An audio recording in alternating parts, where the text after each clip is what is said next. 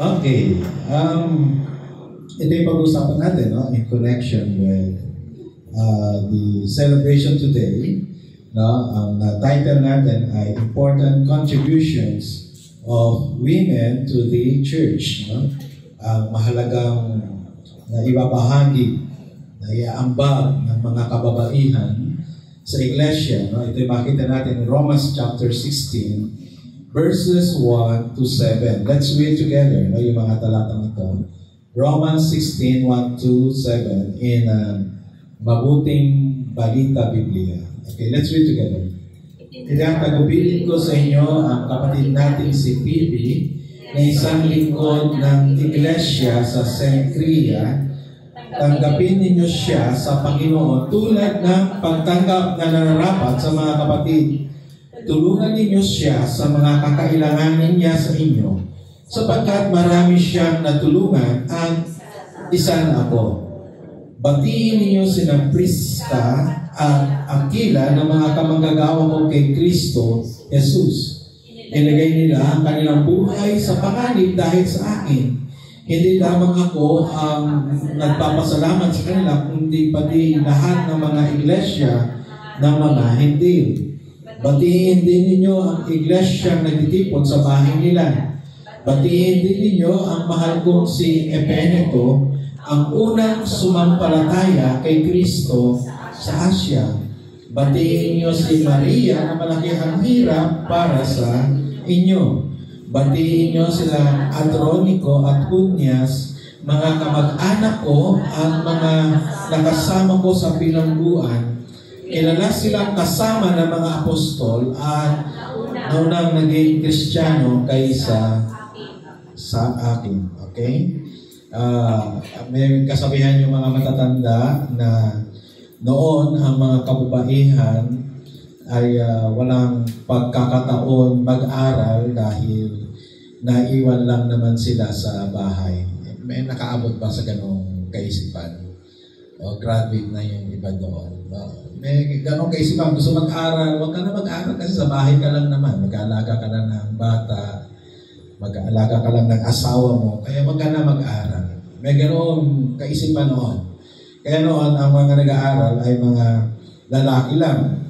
No? At ang totoo nga, yung karapatan bumoto, nangyari lang yun, April 30, 1937. Sa makabagong panahon na. Nagkaroon ng karapatan ng babae bumoto, pumili ng magiging leader niya noong April 30, birthday ko ni Joyanna. April 30, 1937. So, kailan lang, no? Itong siglo lang ito. O itong century lang, o nakaraang century lang, binigyan ng karapatan silang bumoto. Ibig sabihin, pag umatras ka pa niya ng panahon na yan, talagang ang pagtingin sa babae o kababaihan ay hindi pantay ng pagtingin sa mga lalaki. May ganitong situation sa Biblia in 1 Corinthians chapter 14, verse 34a, at ito ang sinasabi sa mga sulat ni Pablo na ito sa Corinto. Ang mga babae ay kailangan manahimik sa mga pagtitipon sa iglesia. At nagiging debate yan. Yan ba ay applicable din sa panahon natin ngayon? O applicable lang sa panahon na iyan? Ang Biblia may dalawang katotohanan. Ang unang katotohanan ay tinatawag na moral truth. Ano yung mga moral truth? Yung applicable noon, ang tawag doon, universal truth. Applicable noon at applicable sa lahat. Naintindihan natin, halimbawa, huwag kang magsinungaling sa lahat yan, tama yan, huwag magsinungaling. Huwag kang pumatay, totoo yan sa lahat, bawal pumatay. Huwag kang magnakaw, totoo yan sa lahat, bawal magnakaw. Pero meron mga tinatawag na contextual truth or cultural truth. Na totoo lang sa isang kultura, pero hindi totoo sa iba. For example, sabi sa mga Hudyo, observe the Sabbath. Sabi tayo, Sunday, hindi Sabado. Kasi yun yung kanilang kultura. Naintindihan po ba natin? Bawal kumain ng dugo.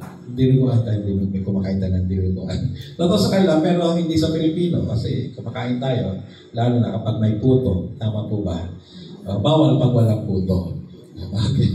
So, ibig sabihin, meron mga tinatawag na cultural truth. May tinatawag na universal or moral truth. Now, sa babagsak itong 1 Corinthians 14:34a, ang mga babae ay kailangang manahimik sa mga pagtitipon sa iglesia. Saan siya babagsak? Ibig sabihin, may mga bansa o may mga kultura na ang kinikilalang leader babae. Alam niyo ba merong ganun? May mga tribe ng leader babae, hindi lalaki. May mga ganung tribe, especially sa mga Pacific Islands. May mga tribe dyan na ang leader na kinikilala babae. Sa Africa, meron din mga kinikilalang leader babae. So, paano gagawin doon? Okay? So, saan babagsak ito? Cultural, universal. Sabi natin, contextual yan, cultural. Kasi, may pagkakataon sa Corinto na ang mga babae ay ginagamit kasi ang Corinto ay temple capital. So, napakaraming templo dyan. At ang paraan ng pagsamba dyan ay umuupa ng mga women in prostitution for worship. So, ang image ng babae in Corinth hindi maganda. Na kasi ginagamit sila sa, bagamat ginagamit sa templo, pero in prostitution. So, hindi maganda ang image ng babae sa Corinto. Kaya sabi ni Pablo, ganito lang ating gawin para masolusyonan yung inyong sitwasyon. Ang mga babae, manahimik. So, contextual. Hindi applicable sa lahat. At ito yung makikita natin, no? Ito nga yung tanong, is this the general rule in the New Testament churches? Are women limited only to some menial tasks? Mga malilit na bagay na ba pwede nilang gawin? Ito yung pag-aaralan natin ngayon. As we study Paul's greetings in his letter to Romans, we will discover the valuable contributions of women in the church. Tingnan natin. Ano ang mga niambag ng mga manggagawang babae sa iglesia? Number 1, ito ay si Phoebe. Binanggit lang si Phoebe, di ba? Si Phoebe ay kilalang diakonessa o deaconess. Okay? In verse 1 said, let's read together, sabay-sabay. Itinagubilid ko sa inyo ang kapatid nating si Phoebe ay isang lingkod ng iglesia sa Cenchrea. No? Isa siyang lingkod, isa siyang diakonessa. Okay? Pag sinabing lingkod, talagang literally lingkod.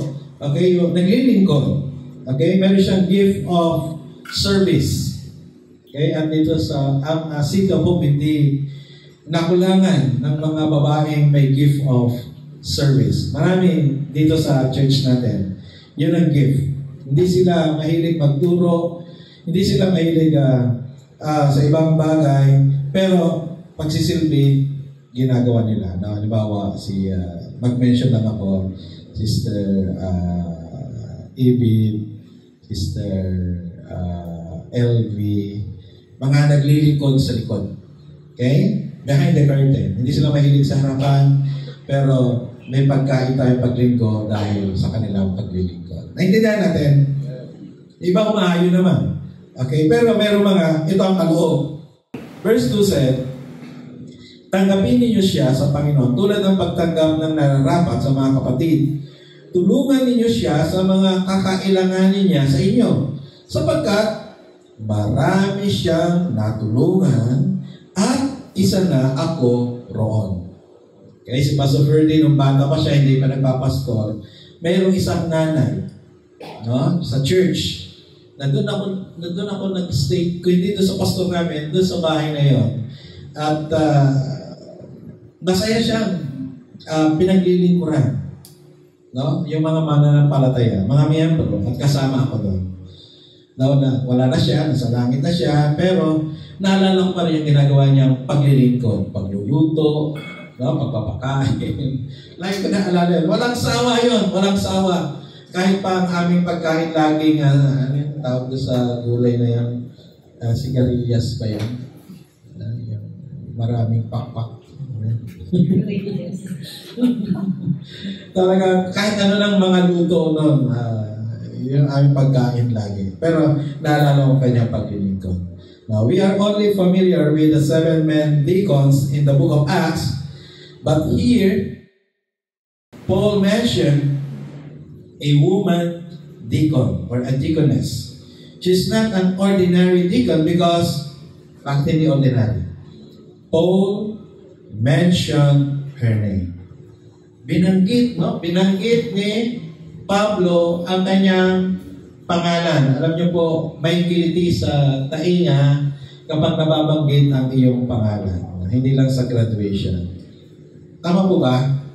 Kapag na-mention ka, nabawa sa mga dedication or in some other occasions, pag ikaw ay nabanggit, di ba? Kilala ka. Mahalaga ka. At dito sa roll call ni Pablo, number 1 siya. Di po ba? Sa lahat ng binanggit niya, binati niya sa kanyang sulat sa iglesia sa Roma, unang-una niyang binanggit si PB. Diba? Halimbawa lang, bigyan ko siya ng halimbawa. Ang ating church, ang City of Hope, ay magpo-14 years na sa August or September. Ano man doon yung piliin natin buwan tayo mag-celebrate. Okay? 14 years na ang church. Pero yung mga unang nakabisita sa church na nasa ibang mga lugar na pag nagmumusta, ang lagi na binabanggit, kumusta na si Sister Rose? Si Sister Rose. Kilala niyo, di ba? Kumusta siya? Bakit si TV? Napaglingkod. Pastor Jerry, nakita ko. Kumusta si Sister Rose? Yung mga Koreano, pag nakita ko, how is the lady with many talks? Siya naalala. Okay? So, yung paglilingkod, tumatanim, no? Ika nga, totoo rin yan, no?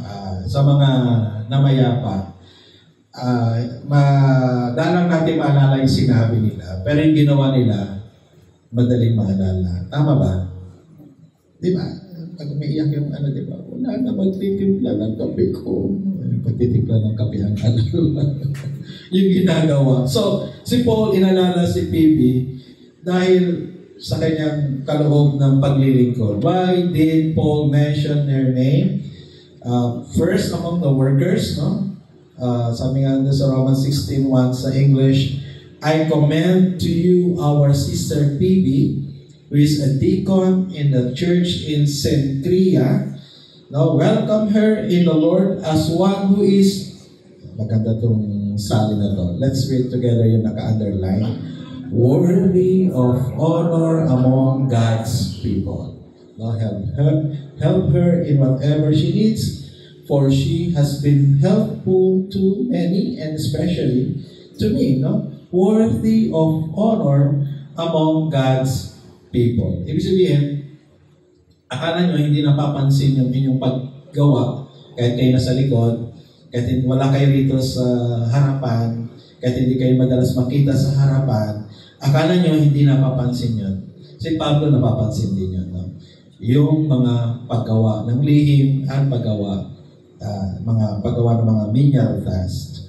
Okay? Kaya ito si PB, bilang diakonisa, inalala ni Pablo at binanggit niya at binati. Okay? Tanggapin si PB, hindi lang dahil isa siyang deaconess o church leader, kundi bilang isa sa mahalagang leader ng church dahil sa kanyang mahusay na paglilingkod sa marami. Okay? Verse again, worthy of honor among God's people. PB earned the respect not only because of her position, but because of her important contributions to the church. Napakahalaga ng kanyang bahagi sa iglesia. Number 2 is Priscilla. No? Ang sabi ko, she is Paul's co-worker. No? Manggagawa ni Pablo. Romans 16:3. Sige nga po, sabayan niyo ako. Give my greetings to Priscilla and Aquila, my co-workers in the ministry of Christ Jesus. Lagi niyong narinig sa akin si Priscilla and Aquila. And here again, Paul mentioned Priscilla and Aquila. Verse 4, in fact, they once risked their lives for me.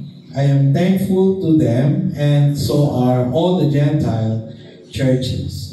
Verse 5, also give my greetings to the church that meets in their home. The name Priscilla, yun nga, was first mentioned in Acts chapter 18, verse 2 to 3. Yung first meeting ni Paul and Priscilla and Aquila. Gawa 18:2, ito mabasa natin.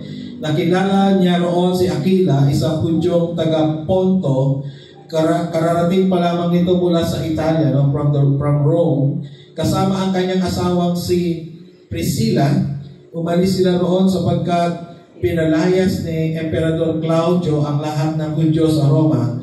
Nakipagkita sa kanila si Pablo. Okay? So, sa Biblia, halos hindi binabanggit ang pangalan ng babae. Napapansin niyo ba? Hindi halos nababanggit ang pangalan ng babae kasi nga napaka bias sa lalaki ang kultura noon. Okay, kaya yung pangalan ng babae madalang mabanggit. Okay? Pero dito binanggit ni Lucas sa kanyang sulat, sa kanyang kwento, ibig sabihin pag binanggit, again, mahalaga. Tama? Bakit binanggit? Mahalaga si Priscilla. Hindi lang si Aquila, kundi asawa niya na si Priscilla. Verse 3, sabayan niyo nga po ako. At dahil sila ay manggagawa ng toda tulad niya, siya ay nakitira sa kanila at siya ay nagtrabaho kasama nila. So, parehas sila ng trabaho ni Pablo, tent maker, gumagawa ng tolda. Kaya si Pablo sumama sa kanila. Sa pagkakataong ito, ang paniwala, hindi pa mananampalataya si Priscilla at Aquila, sila yung mga Hudyo. Hindi pa sila Christian Jews. Ang banggit ito, hindi sila mananampalatayang Hudyo, kundi mga Hudyo. From Rome, pinaalis ng Emperador, Emperador Claudio, at pumunta ng Corinto, dahil sa Corinto maganda ang negosyo. Okay? At nagkita sila doon ni Pablo, at nakita ni Pablo na may gawaan ng tolda, kaya nakitira na siya doon dahil wala pang support si Paul during that time. Okay? May mga ganung manggagawa. Kapag wala pang support, magtrabaho para suplayan yung kanyang paglilingkod. At si Pastor Ferdy, nangyari yun, for past 10 years, we work as volunteer sa City of Hope. Okay? At thankful ako sa church because church is so generous na alam nila sa akin, basta maganda siguro i-supportahan ka na namin dahil malago na ang church. Pero may mga ganun ang gagawa. Maglilingkod, not because of economic benefits, but because of their calling and love for the Lord and love for the lost. Naintindihan natin? No? At dito, si Pablo, ginawa niya yun. Umayo siya, nag-mission siya, nagtrabaho para suplayan yung kanyang sarili. Pero pag sinundan niya yung kwento na ito, in Acts 18, dumating si Silas and Timothy, nag-full time na siya kasi may dalang support si Silas and Timothy from Philippian Church. Okay? Hindi na siya nagtrabaho, kundi full-time na siyang nangaral ng salita ng Diyos. Now, in Acts 18, Priscilla became an important part of Paul's mission team. No? Hindi lang siya naging kamanggagawa sa paggawa ng tolda, naging kamanggagawa rin sa paghahayag ng ebanghelyo. Naging misyonero si Priscilla at Aquila. Tingnan natin in verse 18, Acts 18:18. Let's read together. Pagkatapos ito, matagal pang nanatili si Pablo sa Corinto at saka nagpaalam sa mga kapatid. Pagdating sa Centria, nagpagupit siya ng buhok sapagkat natupad na niya ang kanyang panata. Sumakay siya sa barko papuntang Syria kasama ang mag-asawang Priscilla at Aquila. Sabi doon sa unang dilaw, matagal na natili si Pablo sa Corinto, maybe years. He stayed maybe 2 or 3 years in Corinth. And those years, enough to disciple Priscilla and Aquila. Naintindihan natin? Sapat yung mahabang panahon na pagstay ni Pablo sa Corinto, enough to disciple, to train, to equip yung couple. At pagdating dito, hindi na si Aquila ang unang binanggit. Yung babae na. Now, alam niyo po, may kahulugan yan sa noon, pag sino unang banggitin. Usually, sa kultura, lalaki mo na binabanggit. Si Pastor Ferdy at si Joy. Ganon. Pero, sa pagkakataong ito, unang binanggit na si Priscilla. Yung kahalagahan, importance si Priscilla dun sa misyon. Okay? Verse 18. Verse 19. Sabay-sabay. Pagdating sa Efeso, iniwan ni Pablo ang dalawa at siya'y pumasok sa sinagoga ng mga Hudyo at nakipagpaliwanagan sa mga naroon. No? Naging manggagawa na sa Efeso itong si Priscilla at Aquila. No? In Ephesus, Aquila and Priscilla became vigilant caretakers of the pure gospel. No? Binantayan nila na dapat ang ipapangaral sa iglesia ay purong ebanghelyo. Kaya kung mapansin niyo si Pastor Ferdy, madalang o maingat magbigay ng pulpito kanino man. Do you observe that? For the whole time na nasa city of ako, bilang na bilang yung mga pagkakataon na merong ibang nagpipreach. Okay, to make sure na ang pangangaral ay galing sa purong salita ng Diyos. Amen po ba? Amen. Hindi ko alam kung nagsasawa na kayo. Yun lang. They equipped Apollos to become more efficient preacher of the word. No? Nang marinig nila kay Apollos na may konting pagkakamali sa kanyang pagtuturo, tinuruan nila si Apollos. At ito ibabasa sa Acts 18:26. Sabay-sabay natin basahin. Siya'y buong tapang na nagsasalita sa sinagoga ng mga Hudyo. Si Apollos siya, no? Matapang magsalita ng salita ng Diyos, matapang sa pangaral, no? Sa sinagoga, si Apollos. Then yung kulay dilaw, basahin natin sabay-sabay. Nang marinig ng mga mag-asawang Aquila at Priscilla ang pagpapaliwanag ni Apollos, siya'y isinama nila sa kanilang bahay at do'y pinaliwanagan na mas mabuti tungkol sa daan ng Diyos. Therefore, kung si Phoebe mayroong gift of service, si Priscilla may gift of teaching. Okay? At sa totoo lang, mayroong mga babae mas mahusay magturo kaysa sa mga lalaki. Sabihin niyo sa katabi niyo, babae, Amen. Alam niyo, sa T40, last 2 days ago, I have a date with Pastor David White at kay Pastor Ellie. Kalahating araw kami sa Ibiya. At marami kaming pinag-aralan at marami pag-uusap, yung hindi katulad ng seminar, pag-uusap na parang mga magkakaibigan. Ano ba bakit nila si Joy? Si Kuya Dave, sabi niya si Joy, mahusay magturo si Joy, maliwanag. Sabi ko nga, mas mahusay kaysa sa akin. Sabi ko, mahusay siya magturo sa T40. Sabi niya, ano ba banggit? May mga ganon, na ang mga babae magaling magturo kaysa sa mga lalaki. Kaya sa susunod, si Pastora Joy ang magtuturo dito. Priscilla is also known as a dedicated missionary to the Gentiles like Paul. No, her devotion to mission is excellent. Hindi lang basta nagmisyon, kundi isang napakahusay na pagmimisyon ang ginawa ni Priscilla. Sabi sa verse 4, inilagay nila ang kanilang buhay sa panganib dahil sa akin. Grabe, no? Noon kasi pag mag-mission ka, patay o patay.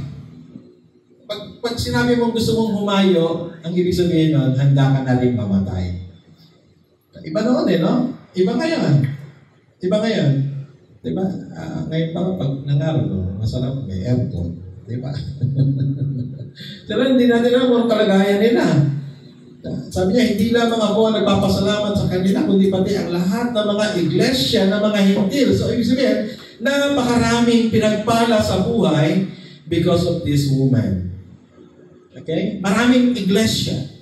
Hindi lang iglesia sa Corinto, hindi lang iglesia sa Efeso, at sa iba pang mga iglesia na itanim ni Pablo. Nagpapasalamat sila. And lastly, Priscilla, together with her husband, was generous and hospitable to the church. Ang tawag sa kanila, they were persons of peace of the Corinthian church. Sila yung mga tao ng kapayapaan. Romans 16:5, sabay-sabay uli po. Batiin din ninyo ang iglesia nagtitipon sa bahay nila Priscilla at Aquila. Noong mga panahon na yon, wala pang mga church building. Wala pang mga worship place na katulad na ganito. Ang mga church nagtitipon sa mga bahay. Kaya nga ibinabalik natin sa T40. Sa T40, binabalik natin yung biblical culture na ang church nagtitipon sa bahay. Amen po ba? Pero tayo, mas marami tayo. Nagtitipon sa clinic. Sila Bards, nagtitipon sa ilalim ng puno. Kami, nagtitipon sa resort. Medyo sosyal. Di ba? Yung iba, sa bahay. Marami sa bahay. Sa salon dati, sa salon. Okay? So, ang iglesia ay ganoon. Dito, sa bahay nila Priscilla at Aquila. They're so generous that they share their house for the church. That they share their home for the church. At nawa, yung mga bahay natin din, maging venue for the gospel. Can you say amen to that? Amen. No? Pag kayo magpagawa ng bahay, lakihan nyo ang sala. Okay? Pag mag-design kayo ng bahay, lakihan nyo ang sala. Kung hindi sala, yung bakuran nyo, maglagay kayo ng kubol para pwede doon pag-Bible study. Amen po ba? Amen. Pangatlo, si Hunya. Okay, sino yung una? Sino number 1? Number 2? Number 3? Hunya. Si Hunya. Si Phoebe, may gift of service.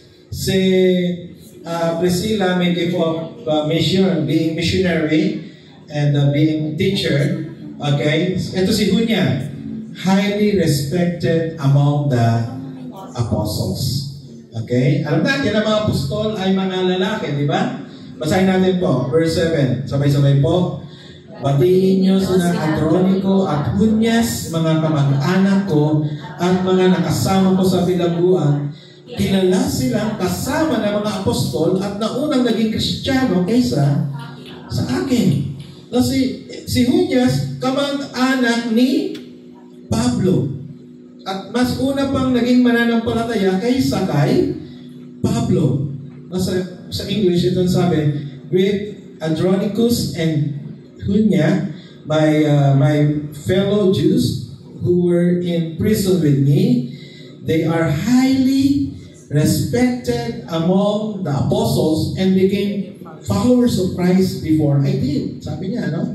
Highly respected among the apostles. Grabe yung word na ginamit. Ano ito? New Living Translations. Basahin nga natin ulit.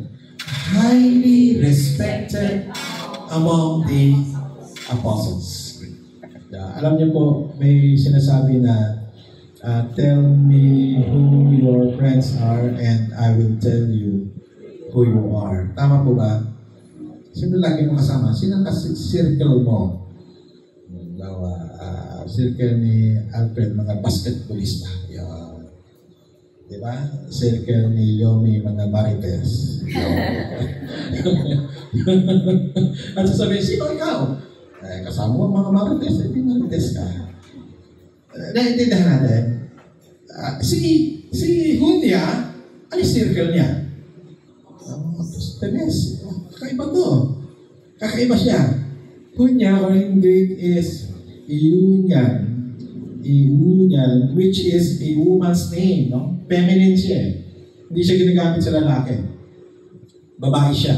Kasi yung iba sinasabi, lalo yung mga conservative, hindi, lalaki yan. Pero pag tinignan mo sa original Greek, pangalan siya ng babae. Meron bang apostol na babae? Paano may apostol na babae? So, meron din siyang gift of being a missionary. Kasi ibig sabihin ng apostolos, sent one, missionary. Meron din siya, no? Nagpa-plant din siguro ng church to. Nag-evangelize din siguro to si Hunya. Okay, how did Hunya earn the respect of the apostles? Of course, not only because she's Paul's relative, hindi lang.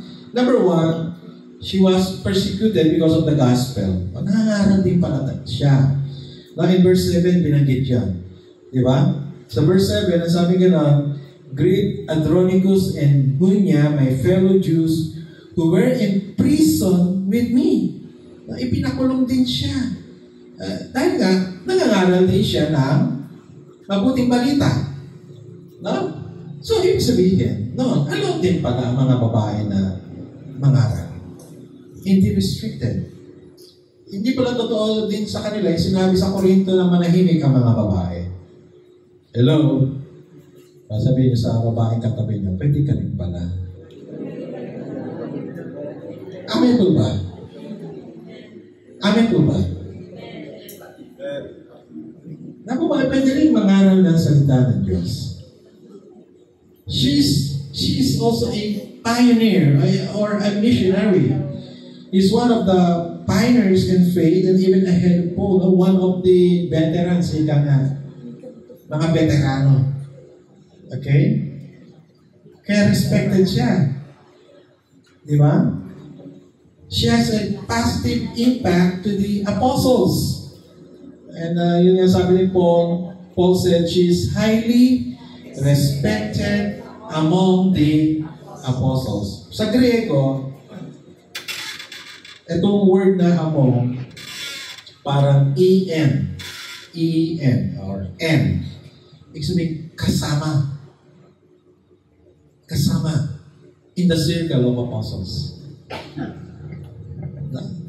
Ibig sabihin, itong babaeng ito ay kilala siya. Mga leaders ang kasama niya. The words among the apostles connotes that she worked in the circle of the apostles. She's not an ordinary church worker or church leader because she is among the apostles. Among the apostles. Junior's accomplishments in the ministry were not mentioned na in the New Testament dahil siyempre ang sumulat halimbawa ng Lucas at Gawa, si Luke, siyempre ikukwento niya yung kanyang tatay sa pananampalataya, walang ibang kundi si Pablo. Yung pumili ng mga ipapasa sa canon, Council of Canon, para maging New Testament, mga dinisipulo rin ni Paul. At ng iba pang kilalang mga apostol. That's why maybe may mga nasulat din tungkol kay Hunya, pero hindi na naisama sa kwento. Okay? But because she earned the respect of the apostles, therefore, she has notable contributions to the ministry. Kaya siya nabanggit. The women mentioned by Paul in his greetings have great contributions to his mission work and to the churches that he planted. The women are not merely plain housewives or mothers, but also God's workers to the expansion of His kingdom. Amen po ba? And with that note, I want to greet you a happy, a blessed Mother's Day. Let's pray. Salamat po, Panginoon, sa isang mabiyayang umaga, kalugsanin, puno ng pagpapala, kagalakan, dahil sa aming napakabuting Diyos. Salamat po, Panginoon, sa paalala mo rin sa amin na lahat ay may pare-parehas na pagkakataong maglingkod sa iyo. You're not a biased God.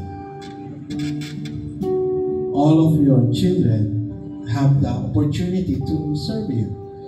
Kasama ang mga kababaihan. Hayaan na ang loob ng banal na Espiritu na hindi namimili, ay ma-practice nila para sa iyong iglesia at para sa paglawak ng kaharian mo, Panginoon. Pagpalain ng iglesia ito, patuloy na palawakin ang gawain, patuloy na marami ang makakilala sa iyo, maraming makilalang mga persons of peace, at maraming mabuksan mga outreach Bible studies. Gamitin mo bawat sa amin, O Diyos. Nagkaroon mo yung mayamang basbas at bendisyon sa bawat sa amin. Nanawa, ang kapuspusan ng banal na Espiritu aming maranasan. Yung pag-ibig, kapayapaan, kagalakan, maghari sa puso't isipan namin. Samahan kami, ingatan kami, pagkaloob lahat ng mabuting bagay na kailangan namin, paboran at pagtagumpayin sa aming buhay. Ibalik lang lahat ng papuri, pagkakila, pagkawadhati sa pangalan ng Ama, ng Anak at ng Espiritu Santo. Amen.